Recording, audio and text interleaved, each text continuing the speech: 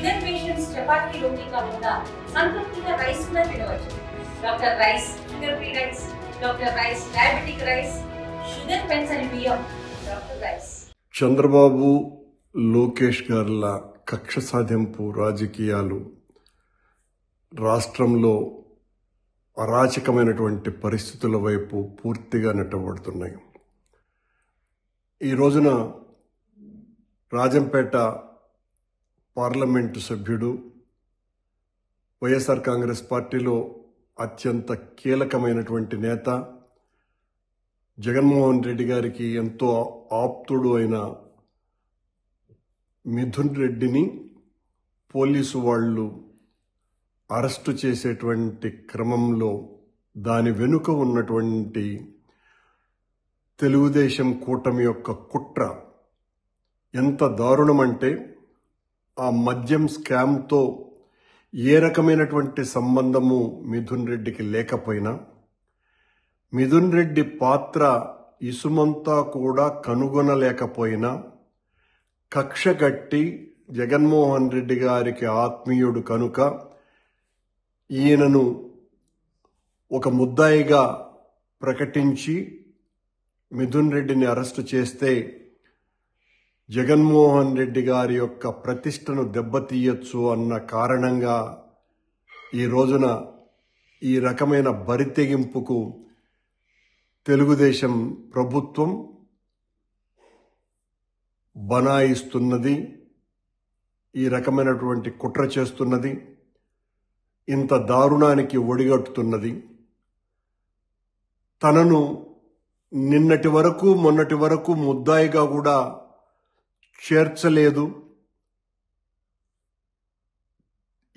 ఈ కేసు పూర్తిగా చాలా బలహీనమైనటువంటి కేసని, ఇందులో ఇప్పటి వరకు అరెస్ట్ అయినటువంటి వాళ్లకు ఇసుమంత పాత్ర కూడా లేదని, వైఎస్ఆర్ కాంగ్రెస్ పార్టీ హయాంలో ఓ మద్యం కుంభకోణం జరిగింది అని వీళ్లే ఒక పెద్ద కల్పిత కథ, ఒక ఫిక్షన్ స్టోరీని తయారు చేసి తద్వారా కొన్ని వేల కోట్ల రూపాయలు ఎన్నికల్లో ఖర్చు పెట్టడానికి ఆ డబ్బంతా వినియోగించారు అని ఒక కారణం చూపుతూ, ఎక్కడ ఇంతవరకు డబ్బులు దొరకకపోయినా ఆ డబ్బు ఒకవేళ దొరికిన డబ్బులన్నీ కూడా మద్యానికి సంబంధించినటువంటి డబ్బులని ఎవరివో దొరికితే దానికి అంటగట్టి ఈ కేసును చాలా బలంగా తయారు చేసి వీళ్ళనందరినీ కూడా జైళ్లకు పంపాలా అన్నటువంటి క్రమంలో భాగంగా ఈ రోజున మిథున్ రెడ్డిని అరెస్ట్ చేసేటువంటి కార్యక్రమం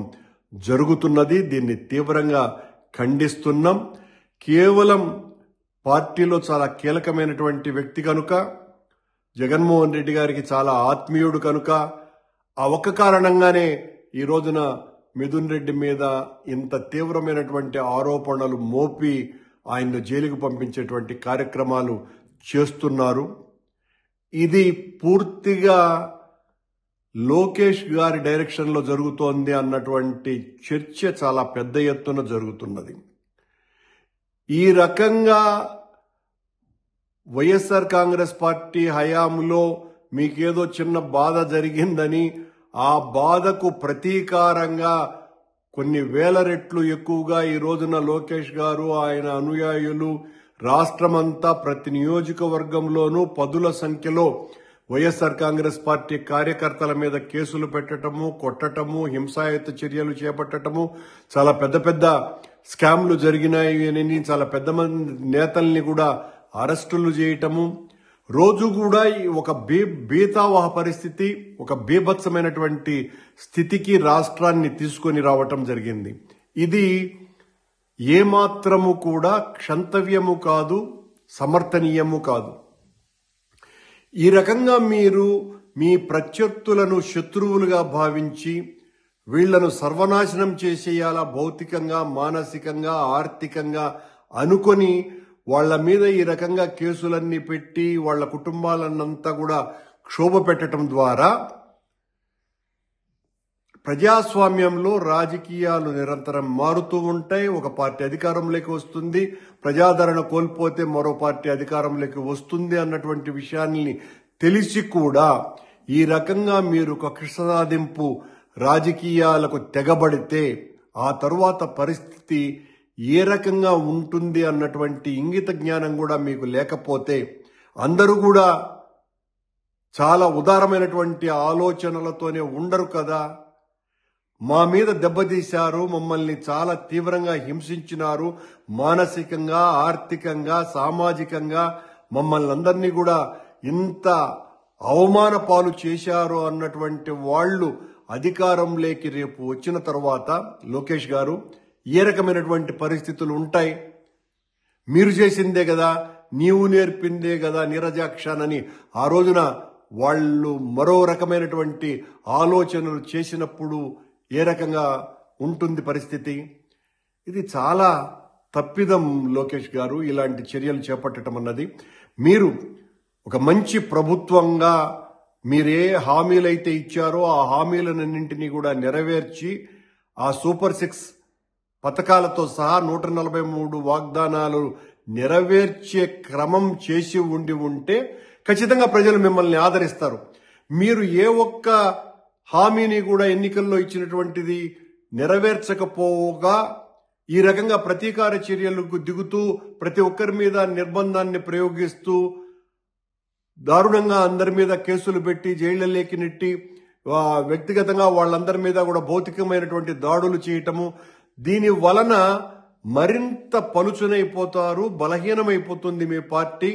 తద్వారా మీరు 100% అధికారాన్ని కోల్పోతారు అన్న చిన్న లాజిక్ను కూడా మీరు అర్థం చేసుకోకుండా ఈ రోజున మొత్తం తెలుగుదేశం అంతా కూడా, అంటే ఆంధ్ర రాష్ట్రం అంతా కూడా అందరికీ తెలిసినటువంటి మిథున్ రెడ్డి మీద ఈ తప్పుడు కేసు బనాయించటం వలన మొత్తం వైఎస్ఆర్ కాంగ్రెస్ పార్టీ అంతా కూడా దీన్ని గమనిస్తున్నది. పార్టీనే కాదు, ప్రజలందరూ కూడా గమనిస్తున్నారు.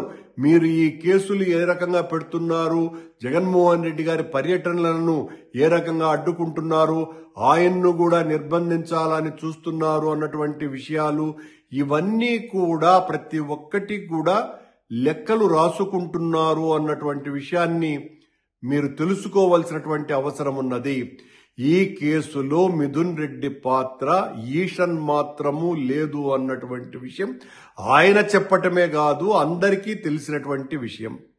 కానీ మీరు అతి పెద్ద నేరం ఆయన మీద మోపి ఈ రోజున జైలుకు పంపించే కార్యక్రమం చేస్తున్నారు.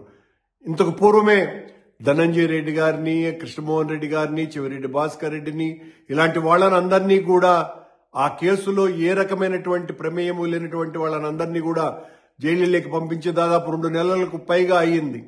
ఇది మీకు ఆనందం కలిగించవచ్చును ప్రస్తుతానికి, కానీ ఆ తర్వాత వేదన, రోదన, క్షోభ మిగిల్చేటువంటి రోజు వస్తుంది అన్నటువంటి సంగతిని మర్చిపోకండి. ప్రజాస్వామ్య రాజకీయాలలో చాలా హుందాగా మనం ప్రవర్తించవలసినటువంటి అవసరం ఉన్నది. మనం భూస్వామ్య రాజకీయాలలో లేము, రాచరిక కాలము నాటి రోజులలో లేము. మనకు నచ్చినటువంటి వాడి తల నరకటమో లేకపోతే వాడికి తీవ్రమైనటువంటి శిక్షలు మనకు మనమే వెయ్యటమో, అదే పద్ధతిలో ఈ రోజున పోలీసు వారిని, మీకు కావలసినటువంటి దర్యాప్తు సంస్థల్ని వాడుకొని వీళ్ళనందరినీ కూడా జైళ్ళలోకి నెట్టితే భవిష్యత్తు పూర్తిగా తిరగబడుతుంది అన్నటువంటి విషయాన్ని గ్రహించవలసిందిగా కోరుతున్నా. తెలుగులో ఫాస్టెస్ట్ న్యూస్ ఇప్పుడు కొత్త అవతారంలో 5 సెకండ్లోనే పూర్తి వార్తా సమాచారం మీ చేతిలో. సోషల్ మీడియా ట్రెండ్స్ మీ కళ్ళ ముందుకే live TV and voice search options తో ఇప్పుడే డౌన్లోడ్ చేయండి. యాప్ లింక్ డిస్క్రిప్షన్ లో ఉంది.